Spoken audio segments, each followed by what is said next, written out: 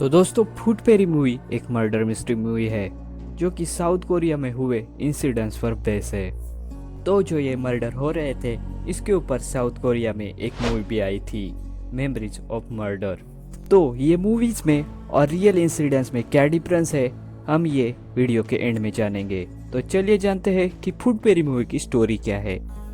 Movie के start में हम देखते हैं कि एक लड़की लोकल ट्रेन से उतरकर घर जा रही होती है। तभी रास्ते में एक हुडी पहना हुआ आदमी उसे पकड़ता है और उसका मर्डर कर देता है। बाद में वो उसके फीट काट देता है। सीबीआई में काम करने वाला विवान ये केस हैंडल कर रहा होता है। क्रिमिनल ओपन फुटवेयर पहनने वाली लड़कियों को और ट्रेन से ट्रैवल करने वाली लड़कियों को टारगेट कर रहा होता है। इससे पहले 3 मर्डर हो चुके होते हैं और क्रिमिनल बॉडी बैग में भरकर रेलवे ट्रैक के पास छोड़ रहा होता है। सीबीआई के हेड विवान से कहते हैं कि जल्दी से जल्दी इस केस को सॉल्व करो, क्योंकि पहले ही 3 मर्डर हो चुके हैं। लेकिन विवान का कहना होता है कि क्रिमिनल बहुत ही शातिर है, क्योंकि वो क्राइम किसी और जगह पर करता है और बैग एक ही जगह पर छोड़ देता है, और उस बैग से ना तो फिंगरप्रिंट मिलते हैं और क्राइम सीन से भी कुछ भी नहीं मिलता है। विवान और उसकी टीम 4 ही लड़कियां जिनका कत्ल हुआ होता है, वो जिस स्टेशन पर उतरी होती है उधर का सीसीटीवी फुटेज चेक करते हैं। वहाँ उन्हें एक आदमी दिखता है जो 4 लड़कियां होती है उनका पीछा करते हुए दिखाई देता है, और उसने खाकी पैंट पहनी होती है। विवान और उसकी टीम को लगता है कि ये टैक्सी वाला तो नहीं होगा। इससे रिलेटेड एक क्रिमिनल भी उन्हें मिलता है जिसके टैक्सी में चाकू होते हैं और उन पर खून लगा होता है, लेकिन वो क्रिमिनल नहीं होता है। वो तो बस गांजा टैक्सी में होने की वजह से वहाँ से भाग रहा होता है, और इसीलिए पुलिस ने उसे पकड़ा होता है। और उसके पास जो चाकू मिले होते हैं वो उसके दोस्त के होते हैं, और वो एक कसाई होता है। इसलिए इस टैक्सी ड्राइवर को छोड़ दिया जाता है। तो आगे हम देखते हैं कि विवान की मुलाकात देविका से होती है, जो कि उसका कलीग की फ्रेंड होती है। देविका को क्राइम, सस्पेंस, थ्रिलर जैसे चीज़ों में इंटरेस्ट होता है, इसलिए उसकी दोस्ती विवान से बढ़ने लगती है। तो हम देखते हैं कि जल्दी ही साइको किलर और एक लड़की का मर्डर कर देता है, और इस बार बैग लोगों को दिखे ऐसी जगह पर छोड़ देता है और अपना नाम भी सबको बता देता है, फूड पेरी।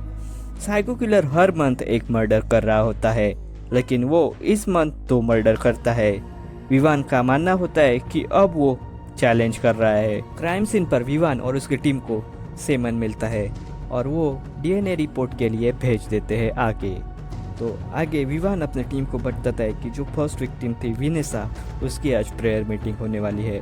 तो उस पर विवान और उसकी टीम नज़र रख कर होते हैं। सब लोग वहाँ से चले जाने के बाद वहाँ पर एक आदमी पहुँच जाता है जिसने हुडी पहनी होती है, लेकिन गलती से विवान के टीम मेंबर से आवाज़ हो जाती है।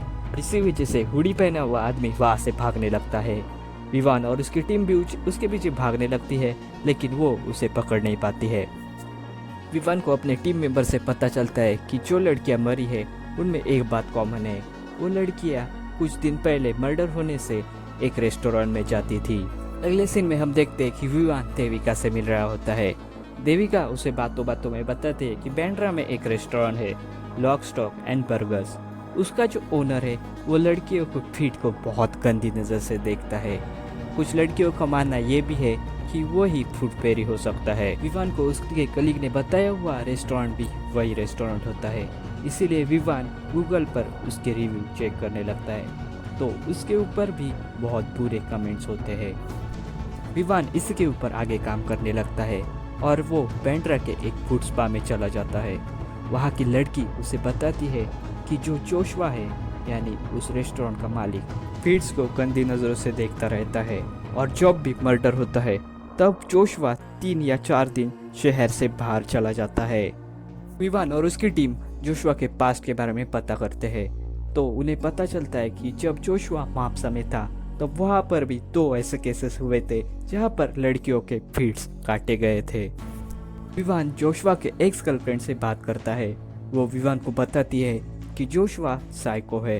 एक बार तो उसने मेरे मुंह पर पिलो दबाकर मुझे मारने की कोशिश की थी, और उसके बाद वो हंस रहा था जैसे कि उसे ये करने में मज़ा आ रहा हो। इसी वजह से उस लड़की ने जोशुआ के खिलाफ पुलिस कंप्लेंट भी की होती है। विवान अब अपने सीनियर से बात करता है कि उसे सर्च वारंट मिल सके जोशुआ के घर का, लेकिन सबूत काफ़ी नहीं होने की वजह से उसे सर्च वारंट नहीं मिलता है। कुछ ही दिन में जोशुआ मुंबई के बाहर होता है, वो वापस मुंबई आता है। इसीलिए विवान जोशुआ से क्वेश्चन करने उसके कैफ़े चला जाता है। विवान उस पर गुस्सा होकर एलिगेशन लगाना शुरू करता है, लेकिन यहाँ पर जोशुआ नॉर्मल रिएक्ट करता है और वहाँ से विवान को आना पड़ता है। कुछ दिन बाद एक लड़का विवान से आकर कहता है कि जैसे ही विवान ने न्यूज़ में बताया था कि एक आदमी है जो सस्पिशियस है, अगर किसी को दिखे तो प्लीज़ खबर कीजिए, वैसा ही आदमी उस लड़के को दिखा होता है। जब विवान सस्पेक्ट की लिस्ट दिखाता है तब लड़का कंफर्म तो नहीं होता है, लेकिन वो जोशुआ को दिखाता है कि ये शायद आदमी वो हो सकता है। इसके बाद विवान को जोशुआ के घर का सर्च वारंट मिल जाता है, लेकिन घर में सर्च करने पर भी कुछ सबूत वगैरह नहीं मिलते हैं उसे, ना ही जोशुआ की हैंड राइटिंग मैच हो रही होती है। तभी विवान को याद आता है कि जब वो रेड करने गए थे तब जोशुआ के हाथ पर स्क्रैच मार्क्स थे और रीटा के नाखून भी वैसे ही टूटे हुए थे। रीटा मतलब मूवी के स्टार्ट में हमने जो लड़की देखी थी जिसका मर्डर होता है, ये वही लड़की होती है। विवान को ऐसा लगता है कि रीटा की वजह से ही जोशुआ को वो स्क्रैच मार्क्स पड़े हैं उसका खून करते वक्त। लेकिन जो फॉरेंसिक टीम होती है उन्होंने नेल से कोई सैंपल कलेक्ट ही नहीं किया होता है, लेकिन विवान बॉडी को फिर से निकलवाता है और टेस्ट के लिए भेज देता है। अगले ही दिन फिर एक और मर्डर होता है और वो मर्डर फुट फेरी ने ही किया होता है, और वो लड़की विवान के पड़ोस में रहने वाली लड़की होती है और वो विवान को उसके बहन की तरह ही होती है। यह देखकर विवान को बहुत गुस्सा आता है और वो चला जाता है जोशुआ को मारने। विवान जोशुआ को बहुत बुरी तरह से मारता है। वो उसके ऊपर गोली चलाने वाला होता है कि तभी विवान का जो कलीग होता है हर्ष, वो वहाँ पर आ जाता है और विवान को रोक देता है और डीएनए रिपोर्ट दिखाता है। रिपोर्ट से ये प्रूव हो रहा होता है कि रीटा के नाखून से मिले हुए सैंपल जोशुआ से मैच नहीं करते हैं। मूवी में आगे हम देखते हैं कि ये सीन होता है 7 साल बाद का। विवान सीबीआई से रिजाइन कर देता है और उसने देविका से शादी कर ली होती है और वो बेंगलोर में शिफ्ट हुआ होता है। वो वापस मुंबई इसलिए आता है क्योंकि उसके जो सर होते हैं उनकी मौत हुई होती है। विवान उसके बाद हर्ष से बात कर रहा होता है। वो हर्ष से कहता है कि वो केस एक सक्सेसफुल फेलियर था। सक्सेसफुल इसलिए कि उसके बाद किलिंग तो रुक गई, लेकिन केस बंद हो गया और किलर कौन है ये अभी तक पता नहीं होता है। विवान घर को वापस लौटते उसे वही क्राइम सीन दिखता है और वो वहाँ पर चला जाता है। वहाँ पर एक लड़का होता है और वो विवान से पूछता है कि अंकल आप क्या देख रहे हैं? आपके जैसे एक अंकल आए थे, वो भी इधर देख रहे थे। जब मैंने उनसे पूछा कि वो क्या देख रहे, तब उन्होंने कहा कि कुछ साल पहले उन्होंने यहाँ पर एक बैग छोड़ा हुआ था। उस लड़के से पूछता है कि वो अंकल कहाँ गए।